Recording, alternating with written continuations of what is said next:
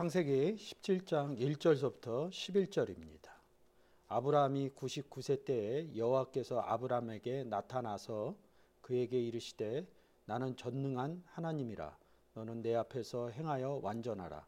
내가 내 언약을 나와 너 사이에 세워 너로 심히 번성케 하리니 하시니 아브라함이 엎드린데 하나님이 또 그에게 일러 가라사대 내가 너와 내 언약을 세우니 너는 열국의 아비가 될지라. 이제 이후로는 내 이름을 아브라함이라 하지 아니하고 아브라함이라 하리니 이는 내가 너로 열국의 아비가 되게 함이니라. 내가 너로 심히 번성케 하리니 나라들이 내게로 쫓아 일어나며 열왕이 내게로 쫓아나리라. 내가 내 언약을 너와 내 대대 후손 사이에서 세워서 영원한 언약을 삼고 너와 내 후손의 하나님이 되리라.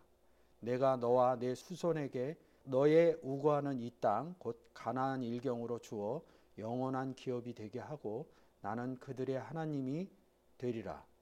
하나님이 또 아브라함에게 이르시되 그런즉 너는 내 언약을 지키고 내 후손도 대대로 지키라. 너희 중 남자는 다 할례를 받으라. 이것이 나와 너희와 너희 후손 사이에 지킬 내 언약이니라. 너희는 양피를 베어라. 이것이 나와 너희 사이의 언약의 표징이니라. 8절에 후손에게 이 땅을 주겠다고 얘기합니다. 주겠다는 땅이 가나안 땅이거든요. 왜 가나안 땅을 주면서 왜 맺은 언약이라고 그럴까요? 그리고 또 할례라는 이야기를 하고 있습니다. 할례라고 이야기를 하면 신약 골로새서 2장에서 가면 할례를 곧 세례라고 그럽니다. 제가 항상 유튜브를 통해서 여러분께 말씀드리죠. 세례는 밥토라는 단어로 물 안에 잠기다 이런 뜻이 있습니다. 그래서 이 밥토라는 단어를 설명할 때 어떤 물 안에 잠겼느냐, 요한복음 7장 38절을 이끌어서 내 배에서 생수의 강이 나간다. 그래서 그리스도 안에는 생수의 강이 있다는 거죠. 근데 우리가 예수 그리스도를 영접함으로 말미암아 예수가 내 안에 있고 성경은 우리가 그리스도 안에서 예수 안에서 이런 표현을 많이 쓰죠. 그러면 그리스도 안에서 예수 안에 있다는 것은 생수 강 안에 들어갔다는 소리입니다. 그래서 우리가 세례를 받았다 이런 뜻으로 쓸 때 밥토라는 단어로 보면 그래서 우리가 세례 의식할 때 물에 집어넣는 의식을 하는 겁니다. 그 곧 이야기는 무엇이냐면 그리스도 안에 있다는 뜻입니다. 오늘 할례 언약을 하고요. 대대로 표징이라고 그러고요. 근데 이 땅을 주어 이 땅을 너의 유업으로 있게 하겠다 이렇게 얘기합니다. 이 땅이 어떤 땅입니까? 가나안 땅이죠. 여러분 좀 이따 제가 지도를 통해서 가나안 땅의 내용을 보내드릴 겁니다. 이렇게 17장 8절에서 내가 너와 내 후손 사이에 너의 우거하는 이 땅 곧 가나안 일경으로 이렇게 말씀하고 있습니다. 일경 땅이라는 소리죠. 주 영원한 기업이 되게 하고 나는 그들의 하나님이 되리라 이렇게 말씀하고 계십니다. 가나안 땅을 주겠다 이렇게 얘기합니다. 그러면서 이 뒷부분에 430년 만에 너희 자손이 돌아오리라 가나안 땅으로 이렇게 하면서 출애굽기 이야기가 나오죠. 출애굽기 6장 8절 한번 보겠습니다. 출애굽해서 어느 땅으로 갑니까? 광야를 통해서 가나안 땅으로 들어갑니다. 근데 이 6장에서 이렇게 얘기를 하고 있습니다. 내가 아브라함과 이삭과 야곱에게 주기로 맹세한 땅으로 너희를 인도하여 그 땅을 너희에게 주어 기업을 삼게 하리라. 나는 여호와로라. 이렇게 말씀을 하고 계시죠.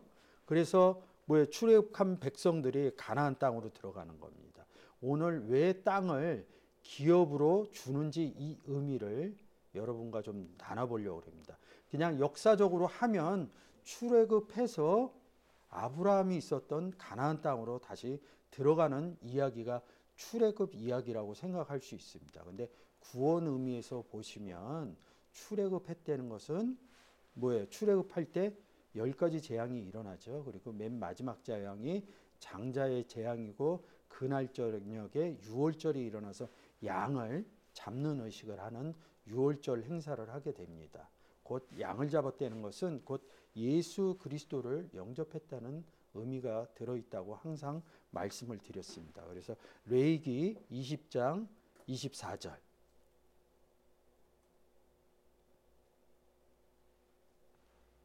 내가 전에 너희에게 이르기를 너희가 그들의 땅을 기업으로 얻을 것이라. 내가 그 땅 곧 젖과 꿀이 흐르는 땅으로 너희에게 주어 유업을 삼게 하리라. 기업을 주리라 유업을 삼게 하리라 그러는데 레위기에서는 젖과 흐르는 땅이라고 그럽니다. 이 땅이 어느 땅이에요? 가나안 땅이죠. 그래서 계속 가나안 땅 얘기를 하고 있는 겁니다. 근데 이 이야기를 언제 해요? 창세기 17장 8절에서 아브라함과 언약의 표징 할례를 하면서 했던 이야기입니다. 신명기 32장 49절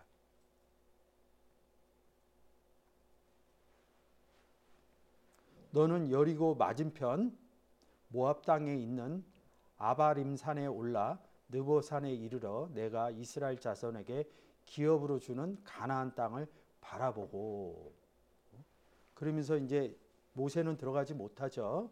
죽었다고 표현이 되고 있습니다. 근데 어디를 봤다고요? 가나안 땅을 바라보았다 이랬다. 기업으로 주겠다. 기업으로 주는 가나안 땅 이렇게 얘기합니다. 이런 내용을 원문으로 잠깐 볼까요? 제가 여지까지 여러분들한테 그 땅 이야기했던 것은 다 같은 단어입니다. 776번 가나안 땅을 할 때 모압 땅, 가나안 땅 할 때 776번 에레츠라는 단어를 쓰고 있습니다. 자, 이 똑같은 내용을 사도행전 13장 19절 가나안 땅에는 7족속이 있습니다. 이 여호수아 얘기하고 이제 연결되고 출애굽해서 여호수아까지 들어가면서의 그런 내용들을 쓴 거예요. 가나안 땅 7족속을 멸하사 그 땅을 기업으로 주시고 어느 땅이요? 그 땅을 기업으로 주신다 그럽니다. 그 땅이 뭡니까? 앞에 나오는 가나안 땅이죠. 그래서 가나안 땅을 기업으로 준다. 유업으로 준다. 그래서 마치 출애굽해서 가나안으로 돌아가서 7족속을 죽이고 그런 우리가 얘기하는 국가적인 의미의 땅을 빼앗는 내용으로 역사적인 의미로 본다 그러면 여지까지 그렇게 알고 있었겠죠. 근데 왜 하나님이 아브라함 때서부터 그 얘기를 계속 할까요? 땅을 기업으로 준다. 자, 시브리어는 에레치라고 써 있고 이 신약에서 나오는 땅의 의미는 뭐라고요? 개라는 단어로 써 있습니다. 그래서 이 개라는 단어를 보면 이 개라는 단어가 써 있는 부분을 보면 왜 땅을 자꾸 기업으로 준다? 구약에서 써놓은 이유를 유추하고 그 내용까지 볼 수 있다는 거죠. 자, 그 화면 사진 한번 보여주세요. 자, 이렇게 너희에게 기업으로 주겠다 이렇게 해갖고 12지파에게 이렇게 땅을 나눠줍니다. 가나안 땅이죠. 지금의 이스라엘 땅이죠. 그러니까 지파의 분배로 보는 거예요. 그러면 이 사진은 제가 인터넷에서 갖고 온 겁니다. 역사적으로 이렇게 돼 있고 성경에서 이런 지역이나 이런 것들을 표시해 놨어요. 그러니까 12 아들들이 땅을 나눠 가졌다. 그래서 어느 지경이다. 그래서 통치를 했다 이런 의미로 볼 것인지 왜 자꾸 하나님이 여호와 하나님 엘로힘 하나님이 왜 땅으로 기업으로 주겠다 이렇게 얘기를 하는지 이 부분을 좀 보려고 그러는 겁니다. 다시 본문으로 갈게요.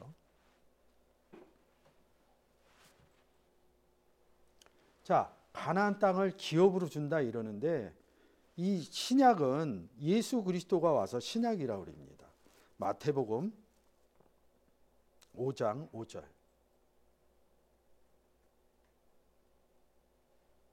온유한 자는 복이 있나니 팔복 얘기하는 겁니다. 저희가 땅을 기업으로 받을 것이며 이렇게 얘기를 합니다. 원문으로 한번 볼게요. 똑같이 지금 다시 클릭 한번 해주세요. 개로 1093 개라고 써 있죠. 한글로 바꿔주세요.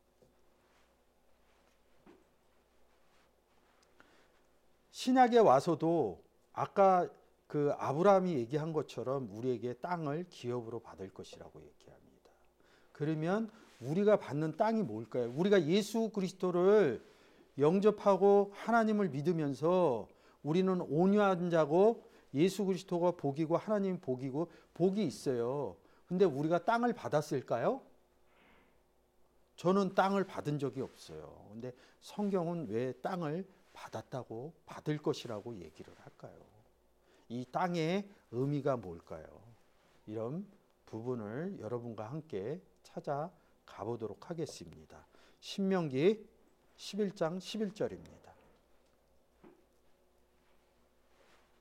너희가 건너가서 얻을 땅이 어디예요? 가나안 땅이죠. 산과 골짜기가 있어서 하늘에서 내리는 비를 흡수하는 가나안 땅이요. 이렇게 말씀하고 있습니다. 여기서도 에레츠를 쓰고 있습니다. 776번 에레츠를 쓰고 있어요. 하늘에서 비가 내린다 이렇게 얘기합니다. 제가 요즘 여러분과 같이 하늘 얘기 많이 하죠. 신약에서 하늘 어디 얘기합니까? 에베소서 2장 6절. 예수 그리스도를 영접하고 나서 뭐예요? 우리를 어디 앉혔다 그래요? 하늘에 앉혔다 그러죠. 에베소서 1장 20절도 하늘에 앉히고 자기 우편에 앉혔다 이렇게 얘기합니다. 우리가 생각하는 저 하늘에서 내리는 비를 얘기하는 게 아닙니다. 자, 신명기 똑같은 32장 2절. 나의 교훈은 내리는 비요, 나의 말은 맺히는 이슬이요, 연한 풀 위에 가는 비요, 채소 위에 단비로다. 쉽게 얘기해서 비를 교훈이고 말씀이라고 얘기합니다. 하늘에서 비가 내린다 이런 뜻이면 뭐야? 하늘 교훈을 내린다. 하늘의 의미를 얘기를 했죠. 말씀이 내린다 이런 뜻입니다. 말씀을 받는 땅이냐 아니냐 이런 의미를 설명하는 것이죠. 다시 반대적인 의미를 볼게요. 창세기 2장 5절입니다. 여호와 하나님이 땅에 비를 내리지 아니하셨고 경작할 사람도 없으므로 들에는 초목이 없었고 밭에는 채소가 나지 아니하였으며. 어느 땅에 비가 내리지 않았다는 거예요. 에레츠라는 데 원문으로 좀 바꿔줘 보세요. 다시 클릭 한번 해주세요. 에레츠라는 땅에 비가 내리지 않았다는 거죠. 그러면 이게 무슨 뜻입니까? 하늘에서 비가 교훈이 내려와지 않았다. 그러면 이 교훈의 내용은 뭘까요? 성경의 내용이겠죠. 좀 더 함축적으로 얘기하면 하늘에서 비가 내렸다 이런 것은 복음 전하는 형태로 보면 예수 그리스도가 전해지지 않았다. 성경은 이렇게 얘기합니다. 예수 그리스도를 전했는데 받지 않으면 전하지 않았다 이렇게 표현을 합니다. 비가 내렸어요. 비가 내렸는데 그 비를 흡수하지 않으면 안 내렸다. 흡수해야지 내렸다 이렇게 성경이 이야기하고 있습니다. 저는 그렇게 보고 있습니다. 한글로 다시 볼게요. 이 가나안 땅에 들어가는 것은 일곱 족속을 물리치는 것은 이 일곱 족속을 왜 멸하라고 그랬냐. 멸한다는 것은 곧 심판의 의미라고 제가 매번 유튜브를 통해서 말씀을 드렸습니다. 죽는다, 멸한다 이런 것은 심판의 의미라고 해서 심판 이야기를 하면 어디를 간다고요? 요한복음 3장 16절에서부터 18절까지 영접하면 구원을 얻는 거고요. 구원 얻고 영생을 얻는 거고요. 영접하지 않으면 17절, 18절을 통해서 뭐예요? 심판받았다, 멸망받았다, 멸했다 이런 의미가 숨어 있다고 제가 심판과 구원의 말씀을 할 때는 요한복음 3장 16절과 18절의 내용을 얘기를 합니다. 근데 예수 믿으세요 독생자를 주는 게 뭐예요? 하늘에서 비를 내린다는 거죠. 그래서 좀 전에 얘기했던 신명기 11장 11절하고 흡수하는 땅이냐 아니면 흡수 못하는 창세기 2장 5절의 땅이냐. 그래서 창세기 2장 5절을 통해서 2장 7절에서 누가 나와요? 아담이 나온다고요. 그래서 이번 주일에 제가 했죠. 아담 왜 가죽을 입혔는지. 가죽이라는 단어가 오르라는 단어인데 이 단어들이 연결된 단어들이 뭐라고 그랬습니까? 소경이라고 그랬죠. 하나님을 보지 못한다. 마음이 청결한 자는 하나님을 볼 것이요. 이렇게 말씀을 하고 있죠. 아까 마태복음 5장 8절에서 5장 5절 보고 넘어왔습니다. 5장 8절에서 복이 있는 자는 하나님을 볼 것이요. 청결한 자는 하나님을 볼 것이요. 이렇게 말씀을 하셨습니다. 그 얘기는 뭐예요? 왜 가죽 옷을 입혔다고 제가 얘기했어요. 그리고 나서 3장 23절에서 에덴 동산에서 내보냅니다. 에덴 동산에서 내보내면 뭐예요? 하나님을 보지 못하는 상태라는 거죠. 그래서 가죽 옷을 해 입혔다는 거죠. 창세기 2장 5절서부터 내려오면 2장 5절에서 비가 내리지 않았는데 이 에레치 6절 땅에서 안개만 올라와요. 이 안개라는 단어 딱 두 번 쓰거든요. 에드라는 단어인데 딱 두 구절만 써 있습니다. 욥기서에서 이 에드라는 단어가 안개가 비가 되어 이렇게 얘기합니다. 하늘에서 비가 내려야 되는데 하늘에서 하나님 교훈을 받지 못한 에레치가 자기가 스스로 비를 내린 겁니다.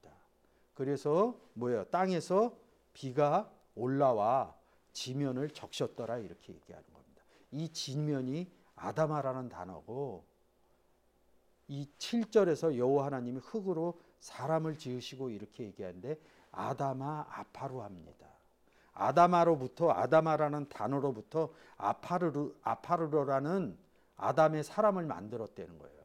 그러면 이 아담아 이전에 뭐예요? 이 아담아를 적신 아담아는 6절에서 땅에서 안개만 올라온 에레치라는 거죠.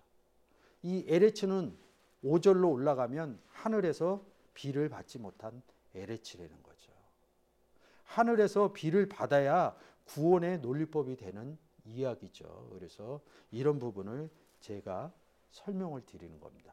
그래서 아담이 구원을 받았느냐 많은 사람들이 논쟁을 많이 해요. 아담이 구원을 받았느냐 안 받았느냐. 그냥 항상 제가 얘기하죠. 생각만으로 얘기한다고. 구원 받았는지 안 받았는지 한 구절로 제가 말씀드릴게요. 고린도전서 15장 47절.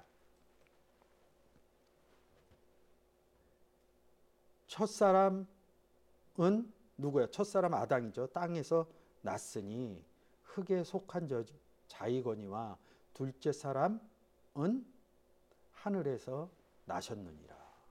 이렇게 얘기합니다. 둘째 살 하늘에서 난 사람 예수 그리스도 얘기하는 거죠. 45절서부터 한번 볼까요? 첫사람 아담은 산영이 되었다 함과 같이 마지막 아담은 살려주는 영이 되었나니 먼저는 신령한 자가 아니요 육 있는 자요 그 다음은 신령한 자 마지막 아담이라는 거죠. 첫사람은 땅에서 났으니 흙에 속한 자였거나 둘째 사람은 하늘에서 나셨느니라. 그러니까 첫사람이 있고 마지막 아담이 있다는 거죠. 이런 의미를 알지 못하면 지금 오늘 얘기한 땅을 기업으로 받는 이 이야기를 풀어갈 수 없다는 거죠. 그래서 기업으로 왜 받는지 이런 부분을 좀 보도록 하겠습니다.